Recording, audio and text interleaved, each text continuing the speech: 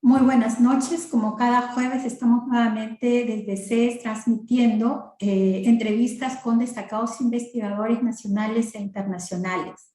En esta ocasión tenemos el gran placer de contar con una investigadora que ha ganado un premio a nivel latinoamericano con su investigación, la doctora María Bonilla. La doctora María Bonillas es magíster en enseñanza de las matemáticas, licenciada en educación, es una docente, ¿no? Realizó sus estudios en la Pontificia Universidad Católica del Perú. Ella es investigadora en etnomatemáticas y ha asistido como ponente y conferencista a varias presentaciones en distintos congresos y seminarios internacionales, ¿no? Ella ha realizado una tesis muy interesante sobre etnomatemáticas y tuvo una estancia en el laboratorio en didáctica André Rebus de Francia y trabajó de la mano con la doctora Corinne Castello, ¿no? Con finalidades de obtener el apoyo nacional de desarrollo científico. La doctora María Bonilla es miembro asociado del Comité Latinoamericano de Matemáticas, de la Sociedad de Educación Matemática, FISEM, es miembro asociado también del Comité Latinoamericano de Matemática Educativa, CLAME. En realidad la doctora cuenta con un currículum bastante amplio y a partir del premio obtenido con su tesis de maestría, cada vez es más invitada a participar en distintas investigaciones y eventos nacionales e internacionales. Pero lo más importante es que la doctora María es una peruana que tiene un enorme sentido de identidad nacional, una fuerte vocación docente y con estos dos elementos ha logrado llegar hasta donde está en este momento y de seguro que va a seguir investigando y logrando nuevos descubrimientos desde el Perú para el mundo. Bienvenida, doctora María, muy buenas noches. Muchas gracias, buenas noches, Lourdes. Realmente me halaga mucho el hecho de que hayas pensado en mí, me hayas invitado a participar en este momento, en esta entrevista, y que, bueno, que creas que es algo interesante, ¿no? El trabajo que he realizado en esa investigación sobre etnomatemáticas en el Perú. Y estoy dispuesta a contestar las preguntas que tú consideres, ¿no? Sí, profesora María, doctora María, una cosa inicial es el tema de etnomatemáticas. Es algo que se conoce en algunos ámbitos, pero no es, digamos, algo que está muy difundido, ¿no? ¿Cómo es que usted llega a este tema? ¿Cómo es que usted llega a interesarse por realizar este tipo de investigación? Sí, lo que sucede es de que, bueno, en realidad el tema andino, el tema que tiene que ver con la cultura andina, las culturas de los pueblos originarios en el Perú, no es algo que me es ajeno.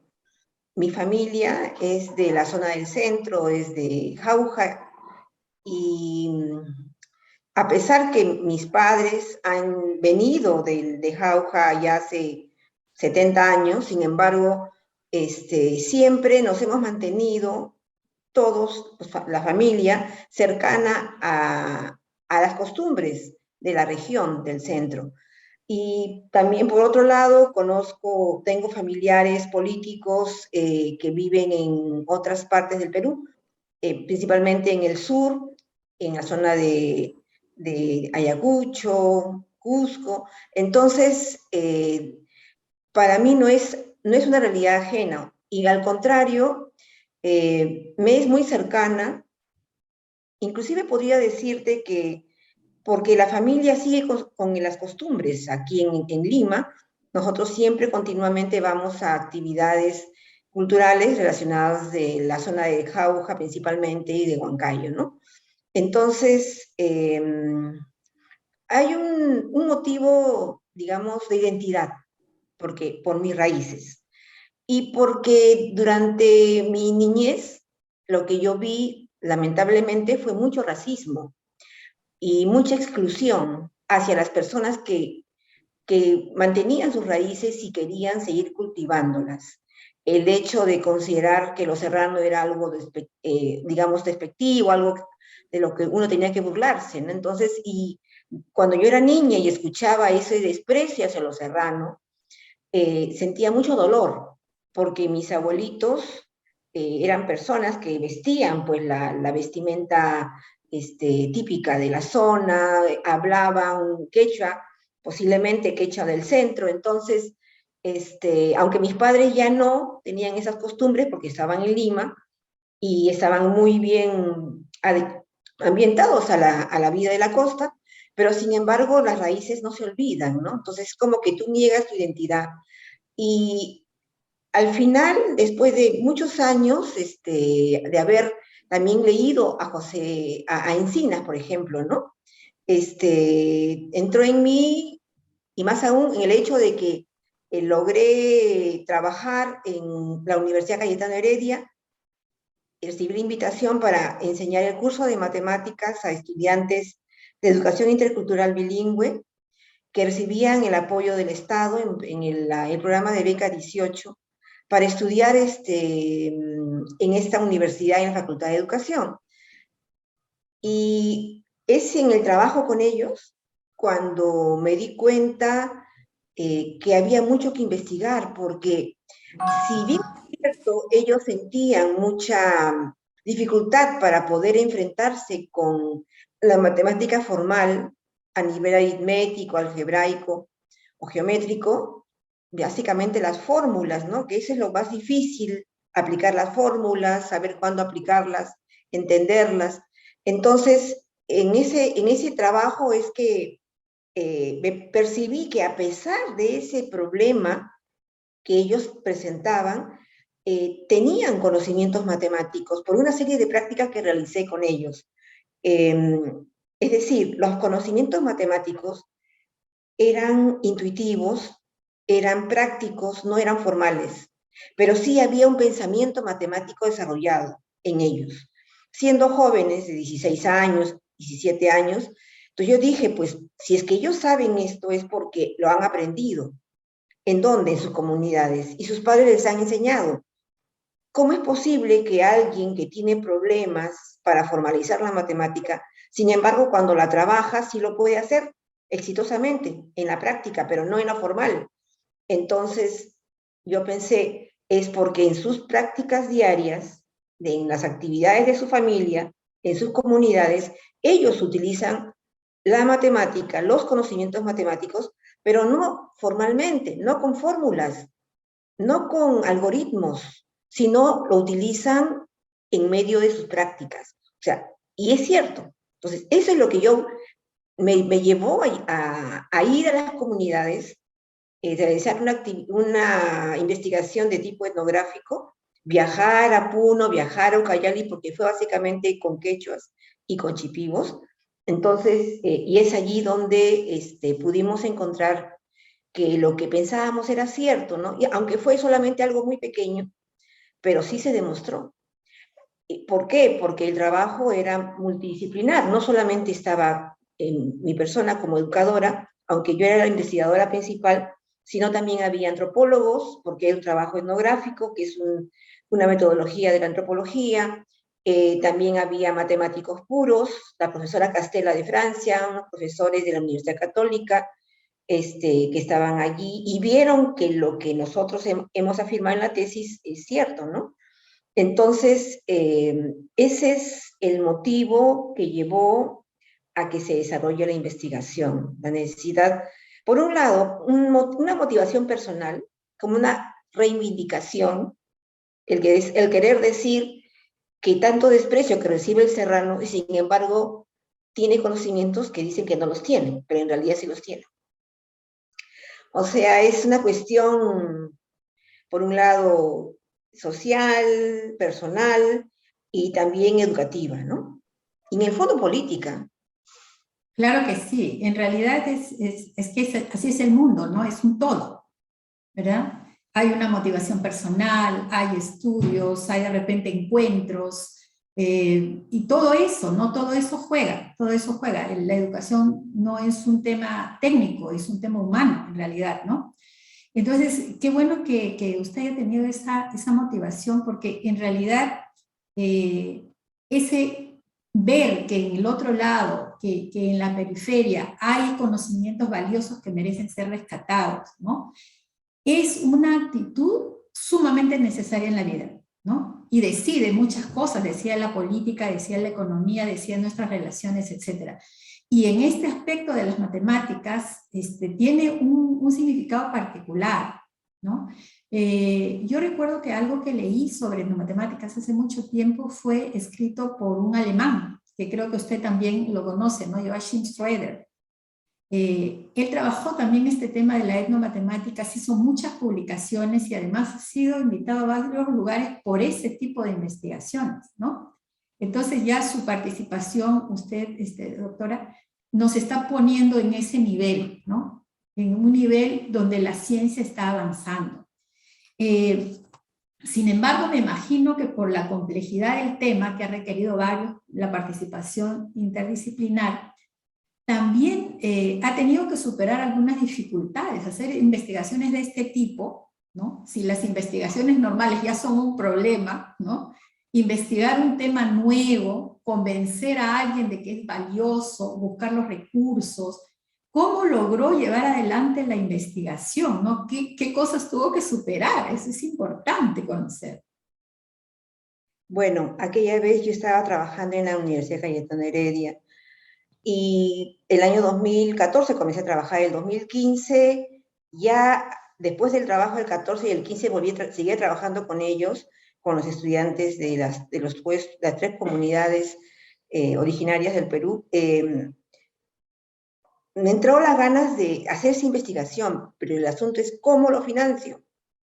¿Cómo lo financio? O sea, porque ir a viajar a estas comunidades y vivir allí durante un tiempo es dinero, todo es dinero. Y para mi suerte, yo recuerdo que una vez fui a la biblioteca, creo, de la Universidad Cayetano Heredia, y llegué y en la mesita vi un folletito que decía Premio a la Investigación Interuniversitaria y Multidisciplinar, PIM 2015. Y ahí fue cuando se me prendió el foco. Dije, entonces comencé a leer y decía que era promovido por el Consorcio de Universidades. Y ahí decía que tenía que ser un premio, una investigación donde hubieran varias universidades del consorcio, que son 4 universidades, ¿no? La Católica, la Cayetano, la Lima y la del Pacífico. Y tenía que ser multidisciplinar. Entonces, todo encajaba como en mi investigación, en lo que yo quería hacer. Y por eso es que me acuerdo que el profesor, tengo que agradecer a muchas personas en este camino, Eduardo Ruiz Urpeque, que también estaba trabajando conmigo en la Cayetano en esos años, y yo le comenté, ¿sabes qué? Ha salido esto, quiero hacer este proyecto. Y él estudiaba antropología en la Católica, sí, como doctorado. Y entonces él me dice, sí, mi asesor de tesis es el profesor Óscar Espinosa. Y le dije, ya, entonces por ahí puede ser antropología, porque esto hay que ir allá, etnografía, sí, me dice.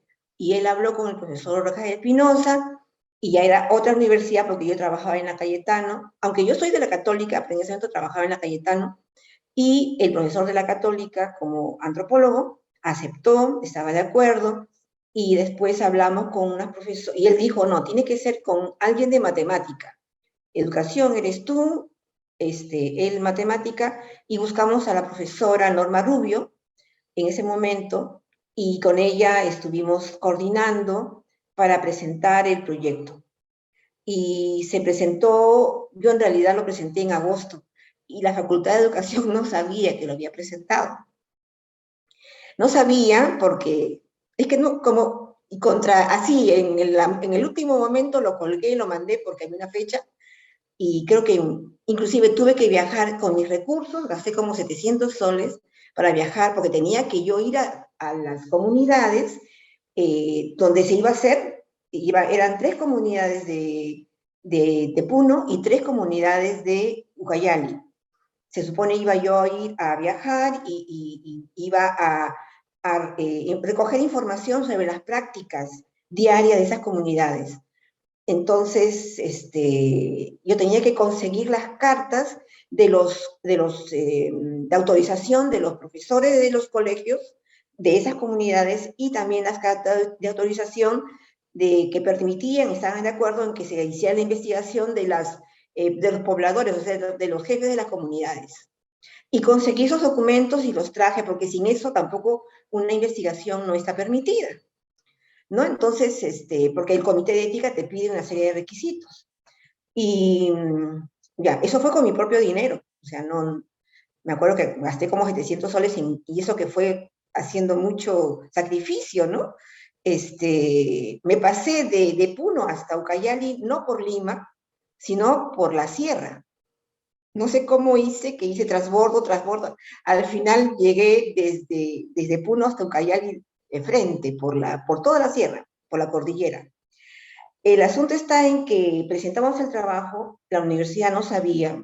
Yo presenté el proyecto a la coordinadora de mi facultad, aquella vez, creo que fue la coordinadora del programa, pero la profesora, no sé por qué, lo tuvo allí y no me respondió nada y quedó allí guardado, encarpetado. Es cierto, es que es así. ¿Y yo qué iba a hacer si es que no me respondía? Y decía, ay, qué pena. Bueno, ¿qué se hace, no? Pero de repente llega el mes de noviembre y gano el premio, o ganamos el premio. Entonces, en ese momento, y para todos, el premio, o sea, ellos no sabían que yo lo había presentado. Yo no les dije nada, ¿no? Si es que no ganaba, no pasaba nada. Pero cuando se enteraron que ganamos el premio, y ahí recién se desencarpetó el proyecto, y recién lo tomaron en cuenta, y recién lo aprobaron, y tal vez nunca se hubiera aprobado si es que no hubiera ganado el premio, es la realidad. Pues cuando tú dices cuáles son los obstáculos que uno tiene que seguir, ese es un obstáculo, que a veces no se dan cuenta que tal vez era algo valioso, ¿no? Bueno, te digo lo que es la realidad. Entonces, y ahí cuando ganamos el premio ya nos dieron el dinero para financiar, ¿no? Entonces el proyecto pudimos viajar y inicialmente pensamos incorporar a los estudiantes de educación intercultural bilingüe que estaban en el proyecto, que eran 10 estudiantes que nos iban a acompañar, que ellos se iban como saben el idioma quechua, chipibo, ellos iban a ser los traductores, porque yo no lo conozco, no domino, entonces pero sin embargo al final no se pudo por diversos motivos y tuvieron que quedarse en Lima, pero sí le ayudaron, eso fue clave, que sin esto yo no hacía el proyecto. Como ellos no viajaron, ellos le dijeron a sus padres, entonces sus papás ya sabían que yo iba a ir, ¿no? Sabían que el próximo, eso fue el 2015, más o menos para agosto del 2016, después de haber hecho una serie de gestiones con el comité de ética, porque ellos te exigen esto y lo otro, ¿no? Hay que cumplir los requisitos, todo que esté bien como debe ser.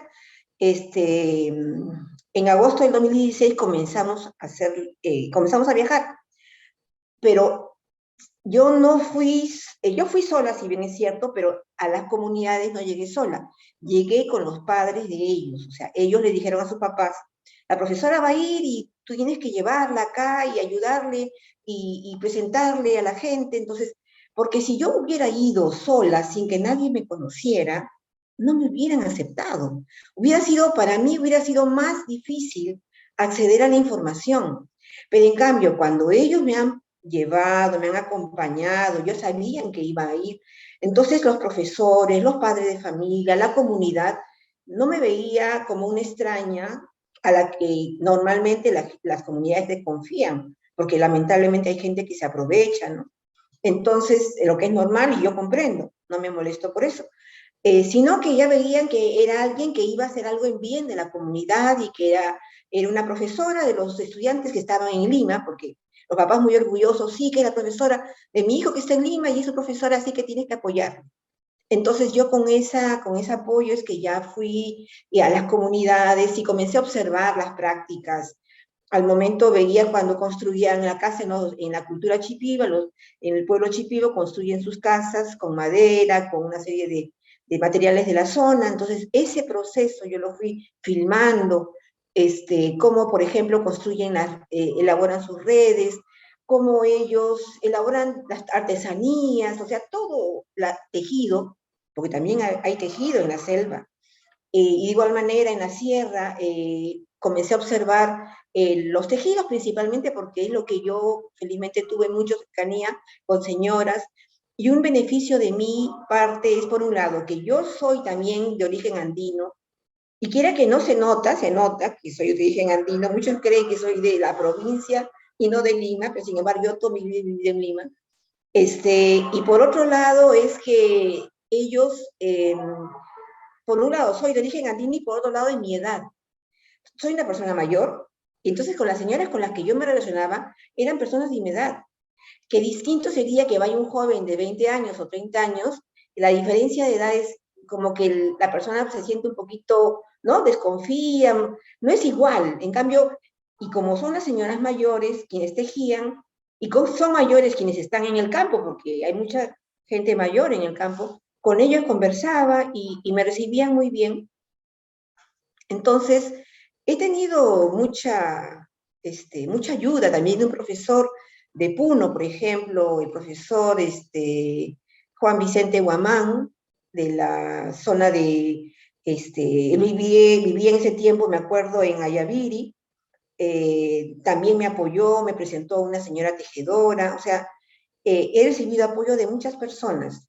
Y el apoyo también lo recibí cuando viajé a Francia ese mismo año, el 2016, el apoyo de un profesor de Venezuela que hacía su doctorado en París 7, en la Universidad de París 7, con la profesora Michelle Artig, y él me contactó con la profesora Corinne Castella. Bueno, yo me contacté con ella ese mismo año. O sea, fue una cosa como que todo encajó, porque también la profesora Castella fue clave en ese trabajo, con la profesora Cecilia Gaita, aunque hizo, claro, ella me asesoró la tesis, pero eso fue después, ¿no? Pero en el momento mismo de investigación, quien me orientó más fue la profesora Corinne Castella. ¿Y cómo me contacté con ella? Porque ese año 2016, en el mes de febrero, hubo un evento del ICMI, que es una comisión internacional de instrucción matemática, está en inglés ICMI. Entonces ellos hicieron en la Universidad Católica un evento para formar se llama Capacity and Networking Project, es como unir redes de Perú, Bolivia, Ecuador y Paraguay. Entonces, justo a ese evento, en el mes de febrero, llegó la profesora Michelle Artig. Entonces, le pregunté, le dije, profesora, que hemos ganado este premio, queremos hacer esta investigación de etnomatemática, que no es algo muy común, porque no es algo muy común, y le pedí, ¿me puede usted presentar a alguna persona que nos pueda ayudar? Y ella me dijo, sí, la profesora Corinne Castella. Entonces, a través de ella es que le mando un correo electrónico a la profesora Corinne Castella con unos trabajos que habíamos hecho, y dijo sí, aceptó. Entonces, es ella quien más nos ha asesorado en el momento mismo de la investigación. Inclusive vino aquí al Perú en el 2016 a fines, después del trabajo de campo, ¿no? Entonces, como que todo estaba a nuestro favor.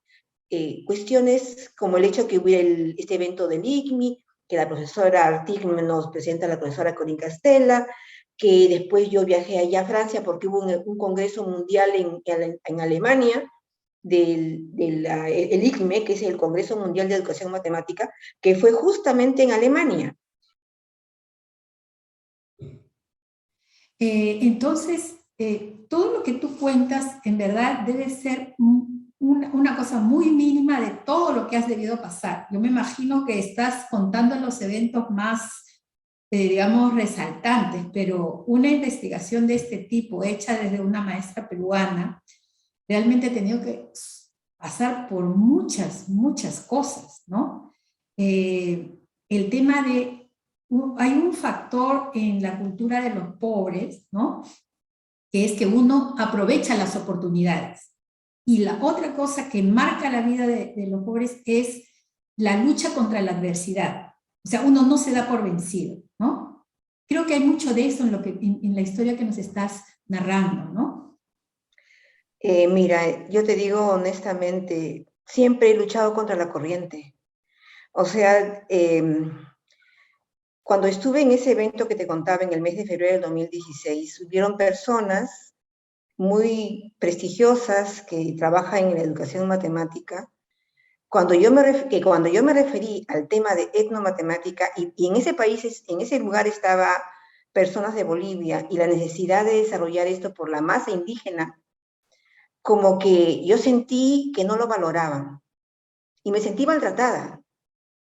Este, a pesar del premio y a pesar de todo, sin embargo, a veces no se valora los conocimientos de nuestros pueblos. Pero sin embargo, yo sí lo valoraba. Más por el hecho de conocer a los chicos y más por el hecho de yo venir de una familia de la sierra. Entonces, y a pesar de las diferencias que han habido, y como por ejemplo el hecho de que al inicio de mi investigación no fue tomada en cuenta en la misma universidad, es la realidad, si no hubiera ganado el premio, entonces tenía que continuar, o sea, tenía que demostrar que lo que yo estaba pensando era correcto, pero no por mí, sino por lo que representa la reivindicación de los conocimientos de los pueblos indígenas, que durante más de 5 siglos han sido sistemáticamente invisibilizados en nuestra sociedad y en toda América Latina y en el mundo. Bueno, en el caso de 500 años acá, y en los países del África y del Asia pasa lo mismo, y la Oceanía. Y entonces, es un problema reivindicativo y es un problema de justicia. Yo le llamo justicia epistémica, porque aquí es la justicia a nivel del conocimiento. Y por eso también planteo que existen derechos epistémicos, porque también por ahí he escuchado y lo he leído, pero no es algo tan común, que así como hay derecho a la salud, derecho a la educación, también el derecho a que los pueblos conocen de acuerdo a cómo les da la gana conocer, de acuerdo a su contexto geográfico, su contexto socioambiental, eh, a su idiosincrasia, a su cosmovisión. Entonces ellos, nosotros, los pueblos de originarios en todas partes, tienen el derecho a tener los conocimientos y a adquirir esos conocimientos desde un proceso que es distinto al hegemónico que es lo occidental. Entonces, el ir a las comunidades y observar su práctica, donde son prácticas generalmente ninguneadas, menospreciadas, porque se supone que no hay modernidad, ¿no? No hay modernidad. Pero sin embargo, hay conocimientos valiosos. A tal punto que quién sabe si nuestra sociedad occidental está yéndose hacia el abismo, es justamente porque se ha apartado de esa visión natural, de respeto a la naturaleza, el sentir que el hombre no es el dueño, sino es parte de todo esto y que no tiene el derecho a destruirla. Entonces, y sin embargo, en los pueblos originarios sí tienen esa mentalidad que la cultura occidental ha perdido, porque cree que hay una lucha con la naturaleza. No es lucha contra la naturaleza, es el tener que convivir con ella y ser parte y no sentirse superior a la naturaleza y a cualquier ser vivo, sino sentirnos nosotros, los humanos, mirarnos como parte de todo esto y respetarla, ¿no? Entonces, yo creo que hay una cuestión filosófica, es toda una concepción filosófica. Yo no estudio filosofía, pero siempre me ha gustado leer de filosofía, porque la epistemología también es parte de la filosofía. Y fuera de eso y por ejemplo, leyendo muchos de los colombianos hablan de esto, los de Bolivia también, o sea, el Perú creo que es uno de los últimos países en América Latina que se embullen en todas esas ideas, a pesar de ser sede de una cultura la más importante de América Latina, del sur de América Latina, como fue la cultura incaica, el pueblo de los incas, ¿no? Entonces, es contradictorio que tal vez en otros países no hay ese desarrollo que se ha habido en el Perú, pero sin embargo en eso somos los últimos. Hay muchas investigaciones de etnomatemática en Colombia, en Brasil, pero en el Perú no. En realidad, lo que tú estás diciendo tiene una relevancia pero fundamental, ¿no? Esto de las epistemologías, claro, no hay una epistemología, hay distintas epistemologías, ¿no? El tema es que estamos colonizados mentalmente y eso no permite nuestro desarrollo. Y es cierto, ¿no? O sea, en el exterior, por ejemplo, los países avanzados, en desarrollo, los países más desarrollados que entienden mucho mejor el tema de derechos humanos, el tema de paz, el tema de justicia social, han trasladado esos conceptos a la educación. Por ejemplo, en Australia, uno ve el currículum en Australia, es sumamente interesante, ¿no? Por ejemplo, es un currículum donde no solamente describen las capacidades específicas, las competencias que tienen que haber por áreas, pero incluso, por ejemplo, si uno ve la parte de matemáticas, en el currículum australiano hay un adicional para los primeros grados, que son para los niños cuya lengua materna es diferente a la estándar, ¿no? Al inglés. Entonces, ese sentido de entender, ¿no?, que otros grupos son importantes, que sí tienen ideas, que sí tienen cosmovisiones valiosas, metido al tema de currículum, ha generado para el caso australiano que para los primeros grados haya digamos, no es un glosario, pero es un documento adicional con propuestas muy específicas. Por ejemplo, te dicen, para ver el tema de equivalencias, qué sé yo, en matemáticas con los niños pequeños, tenga cuidado de que el idioma no vaya a sesgar su capacidad matemática. Entonces, el profesor tratará de usar, ¿no?, carteles con las palabras en el idioma original del niño, ¿no?, para ponerlo en la ventana, en el pupitre, no sé qué, de tal manera que pueda decir, este es del mismo tamaño que el otro, porque entiende el concepto, pero el idioma no hace interferencia, ¿no? A ese nivel se puede llegar cuando alguien puede entender cosas como las que está presentando usted, doctor, ¿no?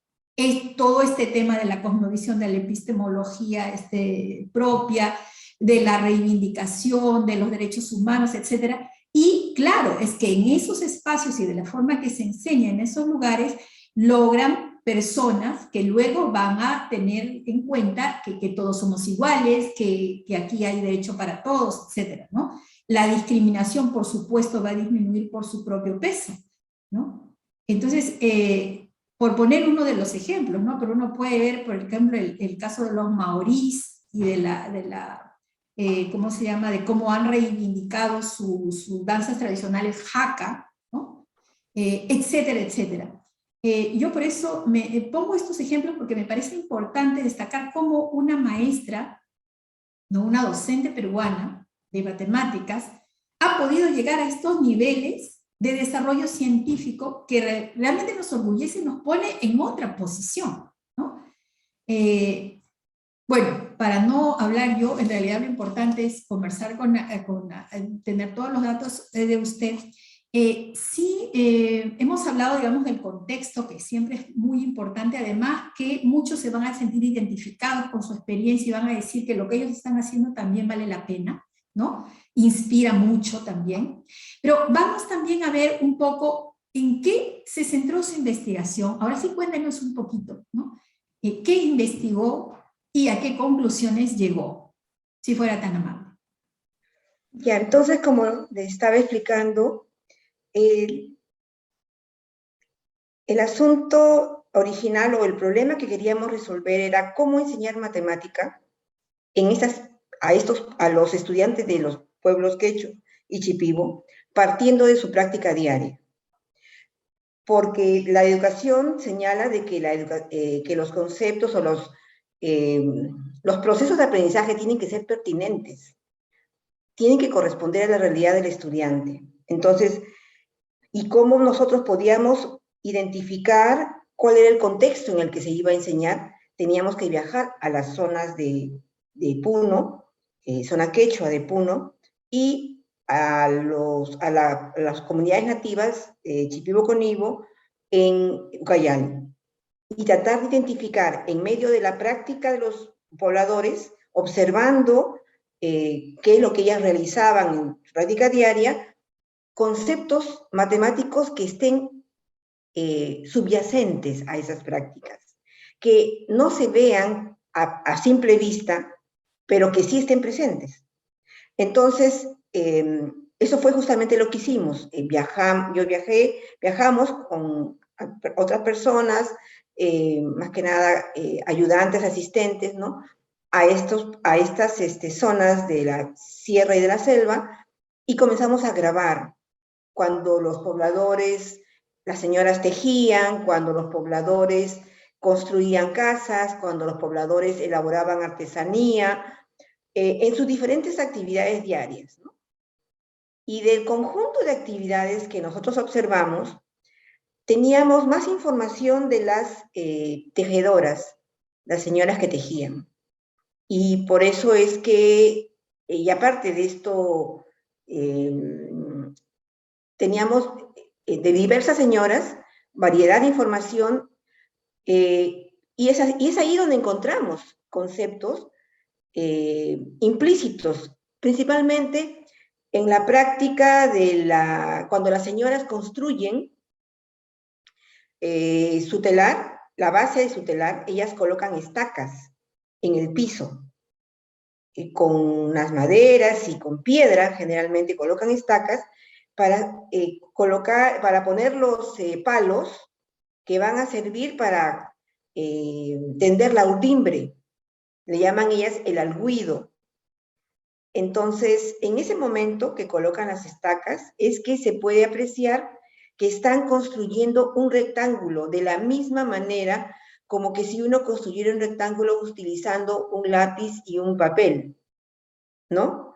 Entonces, ese es lo que se observó, que habían implícitas en esas actividades, en esa práctica, nociones de perpendicularidad, de paralelismo, y bueno, yo por eso, no sé si fuera posible que pudiera pasar un video, ¿no? Que tiene que ver con esta práctica justamente, o sea, es mucho lo que se ha grabado y hay bastante matemática allí, solo que en ese momento lo que nos quisimos enfocar es en eso, en esa actividad puntual, y fue lo que está aquí grabado. Voy a pasarlo, ¿puedo compartirlo? Sí, por favor, adelante. Ya, en este video lo que vamos a ver es cómo la señora Isidora es la que va a plantar las estacas para construir la base de su telar, el telar. Cuando recién comienza digamos, a tejer, ¿no?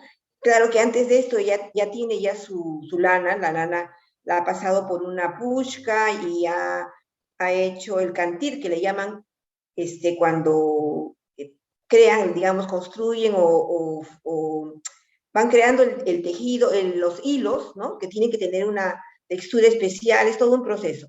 Pero aquí estamos solamente viendo lo que se relaciona a la construcción de la base del telar. Voy a reproducir. Ahora vamos a comenzar kayt con callarisons quichuaman, ¿no es cierto? Ya. Ya kayt con callarisons esta carta taikaspa.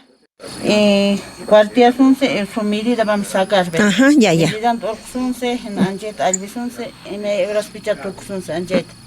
Na anjet peahna churaiga mungkin graba kullabangi normal. Sí. Ya. Ya. Con callarisons sí que. ¿Ha medido? ¿Cuánto ha medido? Una cuarta, 2 cuartas, medio. Ya. Sí, su callarín en jet. Ajá. Callarín en jet. Ya. Se takashan esta katay. Vamos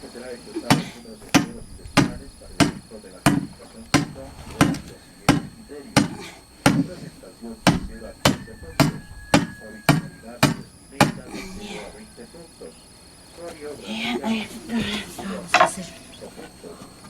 Ahora son medidas, vamos a sacar. Que medirán con orcos.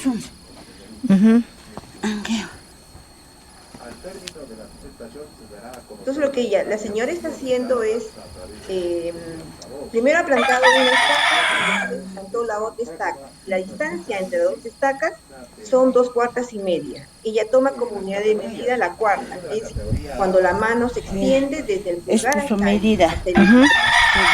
Entonces, lo que ha hecho es trasladar esas medidas de 2 cuartas y media, la ha trasladado a esa soga. Pero como ella va a tejer dos unjuñas, es un tejido que se utiliza para llevar la coca, ¿no? En el momento de una ceremonia, para tener guardada la coca, un cuadrado. Entonces, ella va a tejer dos al mismo tiempo. Por lo tanto, al momento de pasar la medida, lo ha duplicado.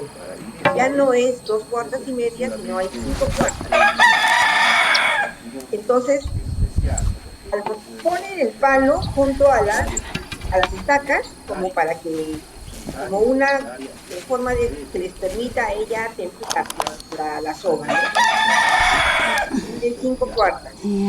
Y Otro estaca vamos a ella va a también colocar aquí. en la tercera estaca. En 4 estacas se hace. Y dice, con 4 estacas se hace, construye, es un rectángulo. Pero fíjense que cuando ella está colocando la tercera estaca, ¿no? Cuando ella coloca la tercera estaca, no lo hace de una manera, digamos, aleatoria, al azar, no, sino que ella lo que va buscando, porque está moviendo, fíjense que ahí está moviendo, lo que está buscando es que sea un ángulo. Hay que hacer ese rectito. Ella dice, tiene que ser rectito, dice. Entonces, esa palabra que dice, tiene que ser rectito, esta frase indica que está buscando la perpendicularidad, solo que no lo mide con una escuadra, un transportador, no, pero lo hace de manera intuitiva. Busca la perpendicularidad de manera intuitiva. ¿Puedes ayudarme a hacer? Ya trazó Sí. un lado, Este lado, allá arriba. Este lado. y ahora ya No, trazó el sopita nomás. Ahí a la pita. Sí, hace así. Lo que estamos haciendo ahora es trasladando esa soguilla que estaba en ¿Más? la primera estaca, Ay, Ringo, ya está. estamos pasando a la otra, de manera paralela a la otra estaca. ¿Para qué? Para poder señalar el punto de la cuarta estaca. Y eso viene a ser una recta paralela a la primera. La estaca estuvo, la soga estuvo entre la primera y la tercera, y ahora va a estar entre la segunda y la cuarta estaca, ¿no? Pero esa soguita viene a ser paralela. O sea que esta medida es igual que esa medida. Sí, Y esta igual que esta. sí. Ya. Entonces, lo que hemos visto aquí ha sido la manera como ella ha construido la base de su telar, pero al momento de construir la base del telar, lo que ha hecho es construir un rectángulo. O sea, es una técnica matemática, bueno, una técnica que utiliza es una técnica similar a la técnica matemática para construir un rectángulo. Y ahí hay nociones de perpendicularidad y también de paralelismo. Sabemos que los rectángulos son cuadriláteros que tienen sus lados iguales 2 a 2 frente a frente. Los dos lados largos son iguales y los dos lados cortos, el ancho es igual, son iguales, ¿no? Entonces, en otras palabras, este conocimiento de construir un rectángulo se puede afirmar que es un conocimiento propio de la cultura incaica. ¿Por qué? En una oportunidad al profesor Ubiratán de Ambrosio, el año, no me acuerdo, hace 2 años creo, 3 años, le mandé este video. Él es el fundador de la etnomatemática, es brasileño, ya falleció. Entonces, en aquellos años yo le mandé el video y le dije, profesor, aquí se ve como es que la señora de Puno, que es una señora tejedora, está construyendo un rectángulo al momento de poner la base del telar. Y él me dice, pero claro, podría haberlo aprendido porque los españoles le pudieron haber pasado eso. No, claro, pero el profesor me dijo eso. Y tiene toda la razón de pensar eso. Pero una cosa muy importante, y justamente por eso la importancia de que cuando uno soluciona un problema, no puede quedarse solamente en el ámbito educativo o en el ámbito matemático. Felizmente, cuando estuve aquella vez, el 2016, en Francia, la profesora Corinne Castella, que conoce a gente de otras áreas, la profesora de Rosier, Sophie de Rosier, que es una profesora antropóloga, es francesa y antropóloga, que trabaja en la Escuela de Altos Estudios de Ciencias Sociales de París. Hablé con ella y ella me dijo que había venido al Perú en los años 70, en los 80, y siempre viene, y es especialista en tejidos. Ella sabe tejer, pero mejor que nosotros, porque también estuve en Bolivia, estuve en Perú ya. Y me dijo que ella encontró una crónica del siglo XVII, 1600, donde el cronista explicaba cómo se tejía en esos años, o sea, hace 300, 400 años. Reprodujo el tejido según la crónica, y dice ella, porque ella pues es experta en tejido, le llaman de faz de urdimbre, porque lo que se ve es la urdimbre, y dice que la técnica que ella reprodujo de la crónica es idéntica a la técnica como actualmente se teje en Puno. O sea, en otras palabras, ¿cómo yo podría? Y yo le dije al profesor de Ambrosio, en ese correo que le envié, que él me respondió, que se puede demostrar por la crónica que la profesora de Rosier leyó y que reprodujo ella con las indicaciones del cronista español de hace 400 años, que esa técnica es la misma que ahora se practica. O sea que no podemos decir que el conocimiento que está implícito en la construcción de la base del telar es un conocimiento que ha sido traído de España, sino que es un conocimiento propio de los incas, de los pueblos quechuas. Entonces, por eso es que yo me di cuenta, o sea, sin querer, porque todo lo que yo hice no fue planificado, en ese aspecto, digamos, de tener que abordar diversas disciplinas, porque aquí, para poder explicar de qué es un conocimiento del pueblo quechua, tuve que, en base a la sugerencia de la profesora de Rosier, tuve que ir al campo de la historia, porque es una crónica, es historia. Con lo que me di cuenta que si nosotros queremos solucionar problemas en el ámbito educativo y en cualquier ámbito, tenemos que hacer investigaciones interdisciplinarias y holísticas, que vean, o sea, que si alguien me dice algo, yo voy a ese campo y digo, no por esto, pero con fundamentos del campo que le compete. O sea, era necesario hacer este tipo de trabajos. Por eso es que en el momento de la fundamentación de la tesis, digo, y lo que es cierto, que la etnomatemática abarca todas las ciencias, o sea, trata para encontrar el conocimiento de los pueblos, porque aquí estamos relacionando la cultura con la matemática, tenemos que ir a la historia, a la antropología, a la política, ver lo educativo, lo psicológico y todo eso, ¿no? Entonces, está todo relacionado y es necesario llegar a ese nivel de complejidad.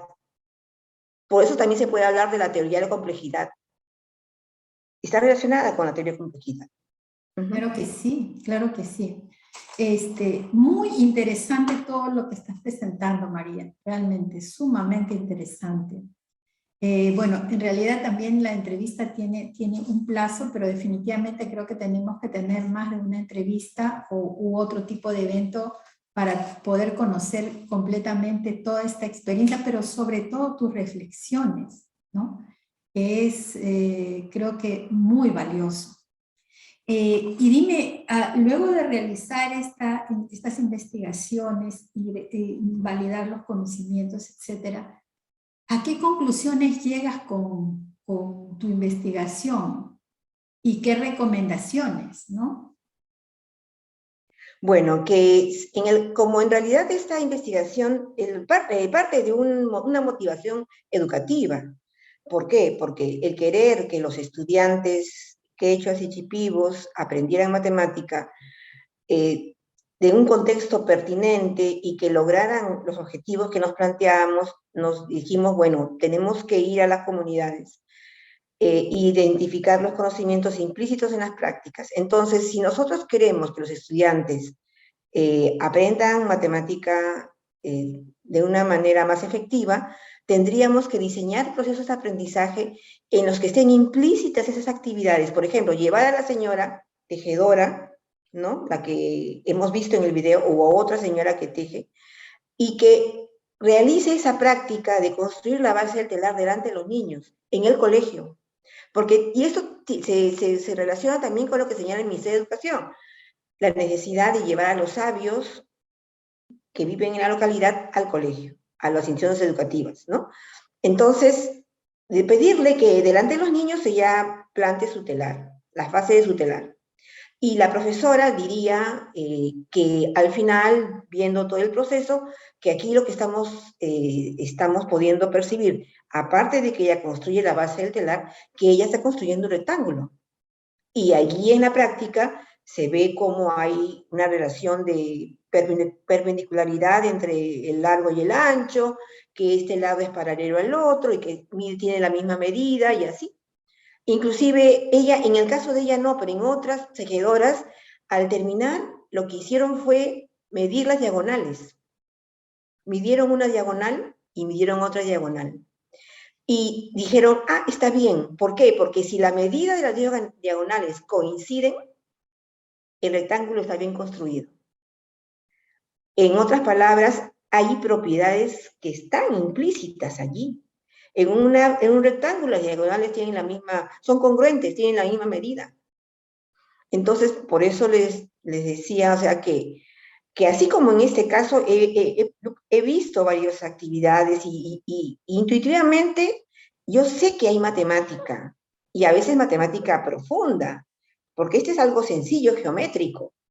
Es una construcción de un rectángulo, es algo sencillo y geométrico, pero hay matemática muy fuerte en la práctica del tejido, por ejemplo. Sumamente complejo y muy bonito. O sea, que no es, a simple vista uno lo ve complejo, pero si uno se detiene y analiza, hay patrones, hay álgebra, y de por medio hay álgebra. Hay patrones, porque ellas repiten una serie de regularidades, más que nada en el momento que dibujan, o mejor dicho, elaboran los diseños.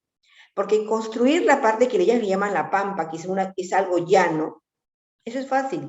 Lo difícil es cuando elaboran los diseños, las figuras, que ellas se ven en las mantas, entonces ahí escogen las surtimbres, van escogiendo y se pueden ver patrones, ¿no? Y hay irregularidad también. Entonces, yo creo que por ese lado se podría, pero hay que encontrar los patrones, encontrar la regularidad, en ese lado se puede enseñar inclusive álgebra a partir de esa práctica de los tejidos. Ese es uno de los resultados, ¿no? O sea, que se han podido, digamos, encontrar que existen conocimientos implícitos, matemáticos implícitos en las prácticas de los profesores, de los tejedores, de las tejedoras, y que esto se puede extender, se puede utilizar ese contexto en la enseñanza de esas nociones matemáticas en las escuelas, en las instituciones educativas de la zona. Bien, bien. O sea, de alguna manera también hay todo un trabajo, una tarea para los docentes de matemáticas, ¿no? Para seguir, especialmente que están ubicados en estos espacios. Ahora, claro, eso estamos hablando de las regiones, ¿no? De la selva, de la sierra, pero también, por ejemplo, en Lima hay los chicos que trabajan, ¿no? Y ahí hay un montón de saber que está siendo totalmente ignorado, pero bueno, eso también es otro aspecto que podemos ver. ¿Qué consejo le darías tú a los profesores peruanos, y especialmente a los profesores de matemática y aquellos que están interesados en investigar? Ya, por ejemplo, lo que tú decías en Lima, en la zona urbana, o en general en cualquier ciudad del Perú.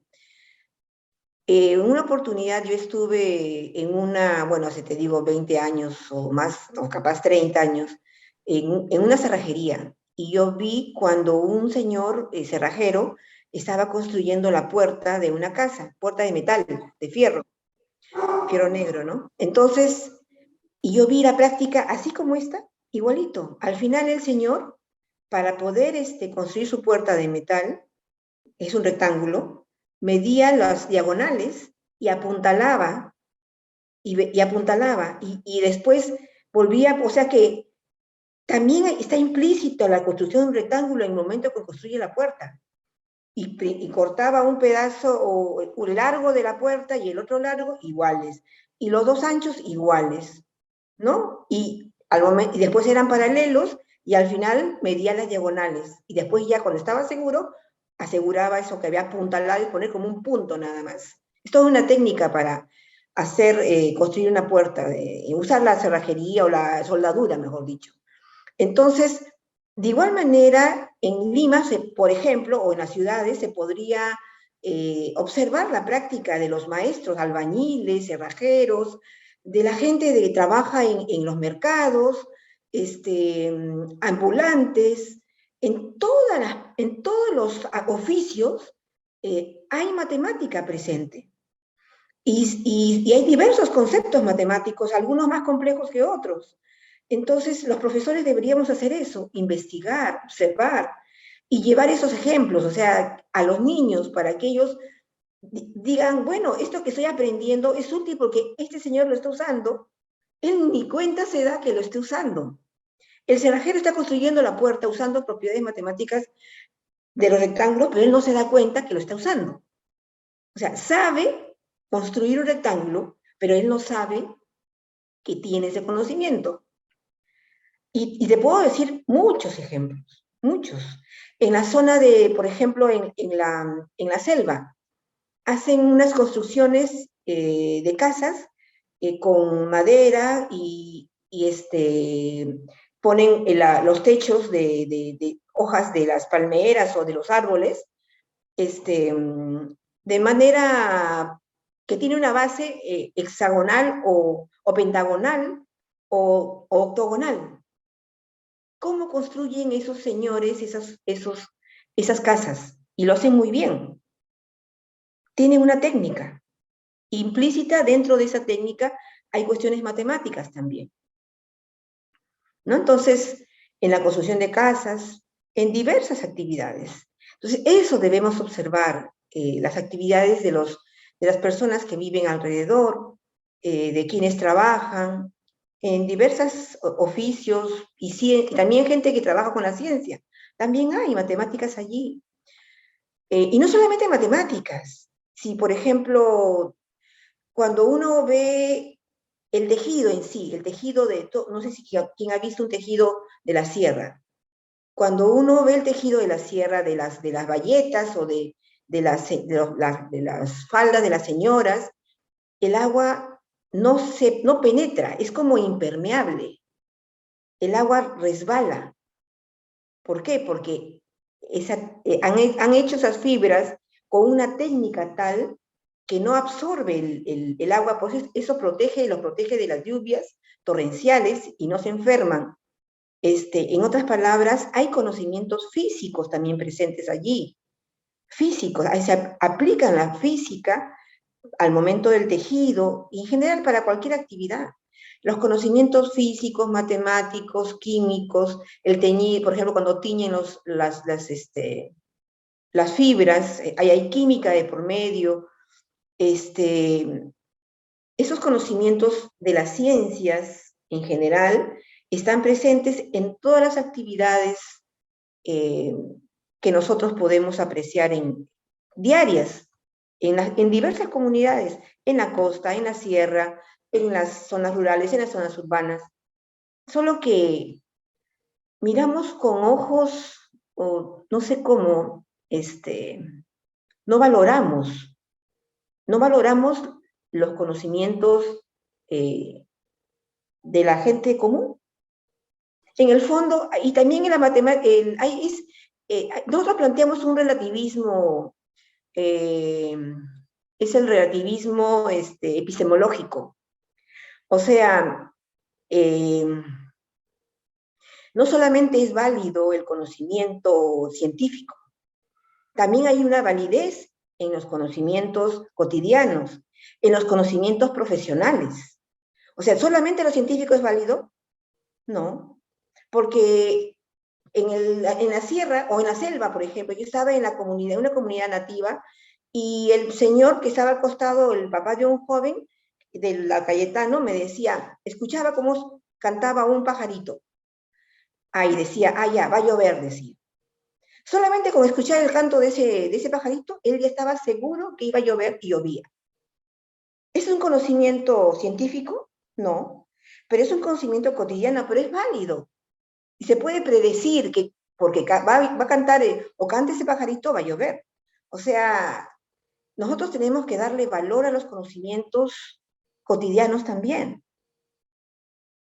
Y porque lo científico, no solamente lo científico es válido. O sea, esos son reflexiones que he tenido a lo largo de este trabajo y que me ha hecho, por ejemplo, valorar lo que son las etnociencias, que no solamente la etnomatemática, sino hay etnociencias en todos los ámbitos. Por ejemplo, allí en Francia, esa profesora de Rosiers realizaba seminarios en ese Instituto de Altos Estudios en Ciencias Sociales con diversos investigadores que hablaban de etnofísica y etnobotánica y así, diversas áreas de la ciencia, pero que partían de cuestiones de los pueblos, ¿no?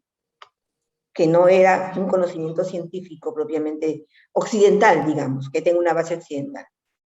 Sí, sí, en realidad sí, es todo un mundo que tenemos, y es un mundo en el que precisamente la región sur tiene mucha experiencia, mucho conocimiento. Nosotros ya en el Perú estamos dentro de los 10 países mega diversos, ¿no? Nosotros tenemos una diversidad increíble, entonces tenemos mucho que aportar en esto de las etnociencias, ¿no? Poco a poco.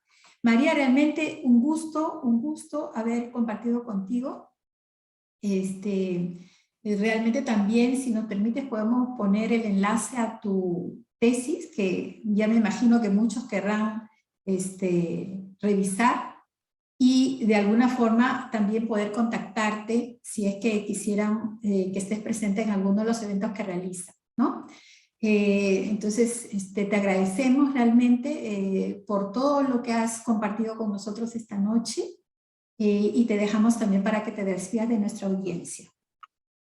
Muchas gracias, Lourdes, por la oportunidad de poder conversar sobre este trabajo que realmente para mí ha sido algo muy, bueno, me ha dado mucho placer por lo que hemos encontrado, por los hallazgos, por el reconocimiento de diversas instituciones y más que nada también porque algo me dijo una vez una joven quechua, estudiante en ese tiempo ahora profesora de EIB, y decía que estaba muy contenta de la investigación porque ahora podía ver a su madre, una señora quechua, sencilla, de campo, y darle el valor que se merece, porque los conocimientos que ella tenía su mamá son conocimientos muy valiosos. Entonces, el hecho uno de los grandes logros de la tesis es cómo yo creo, en el caso de los chicos de la Cayetano que estudié, que ya ahora son profesores, yo creo que se han sentido valorados, es como elevar el autoestima de ellos, o sea, porque su cultura, los conocimientos de su cultura han ganado un premio internacional. Entonces, eso es algo muy importante, porque no solamente es una cuestión de conocimiento científica, sino el aspecto emocional. Es la autoestima, ¿no? El autoestima, el autoconocimiento de nosotros. Eso es algo que es muy valioso y me alegra de alguna manera en haber contribuido a que eso se dé no solamente en ellos, sino en general en todas las culturas originarias de mi país. Muchas gracias. Bien, muchas gracias a ti y muchas gracias también a todos y todas. Estamos pues el próximo jueves volviendo a encontrarnos a las 7 de la noche con otra interesante entrevista. Hasta la próxima.